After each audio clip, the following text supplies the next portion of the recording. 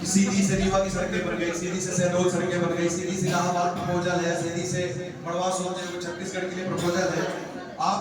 मैं आपके इस प्रश्न को सहसा लेता हूँ। जो सीधी सिंगरौली सड़क है NH-39, ये सही बात है कि उसमें 3 बार ऐसा हुआ कि इसमें कार्य प्रारंभ हो रहा है, इसमें कार्य प्रारंभ हो रहा है। हमारे जो राष्ट्रीय राजमार्ग के मंत्री हैं नितिन गडकरी जी, उन्होंने भली सदन में ये कहा कि सूरत मुंबई हाईवे और सीधी सिंगरौली हाईवे, ये 2 चीजें ऐसी हैं जिसमें हमको ये है कि हाँ इसमें काम नहीं हो पा रहा। उसका चूंकि सदन यहाँ बैठा हुआ है, यहाँ की जनता भी बैठी हुई है, यहाँ के सांसद भी बैठे हुए हैं, उसमें 2 टेक्निकल ग्लिच है। माननीय अध्यक्ष महोदय, मैं आपके माध्यम से इनको भी अवगत कराता हूँ। मैं मानता हूँ कि सड़क को बन जाना चाहिए, मैं इस बात को मानता हूँ कि वो सड़क बहुत पहले उसका निर्माण हो जाना चाहिए, पर उसमें 2 चीजें हैं। माननीय actually national highway authority of India पूरे देश में सड़कें बनाता है, पर सीधी सिंगरौली की जो सड़क है जब उस समय शुरू हुई प्रक्रिया कि MPRDC ने इसको अपने अंडर में ले लिया था विगत आगे 25 सालों के लिए।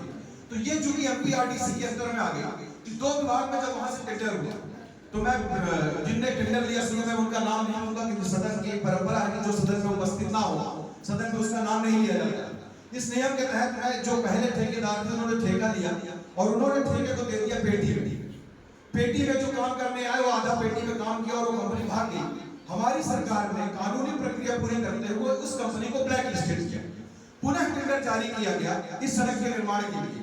जो दूसरी कंपनी आई मानी, जो आप कह रहे हैं बीच में 3 बार ऐसा हुआ कि इसका निर्माण कार्य शुरू हो रहा है, तो बीच में 3 कंपनियां आई, उन्होंने आधा काम किया और छोड़कर चली गई। जब कोई नई कंपनी आती है, हमारे घर में भी हम मान लीजिए घर बनाए हैं, घर के बाद भी अगर हम वहां पर एक मंदिर का निर्माण करते हैं तो हम उसमें जब बैठते हैं तो एक बार ऐसे छिड़क लेते हैं, चलो और आगे पंडित को बुला के लगे। जिस ठेकेदार की ने ठेका लिया, टेंडर लिया, उसने भूमि पूजन करवाया, सत्यवादी 3 बार हुआ। माननीय अब मैं आपको जो वास्तविक स्थिति है इस समय, अभी कल ही माननीय जो राष्ट्रीय इसके सचिव हैं, जो चीफ सेक्रेटरी है राष्ट्रीय राजमार्ग विभाग के, उनसे ही चर्चा हो रही थी और प्रक्रिया 650 करोड़ का टेंडर निकाला जा चुका है, टेंडर एक्सेप्ट भी हो गया है।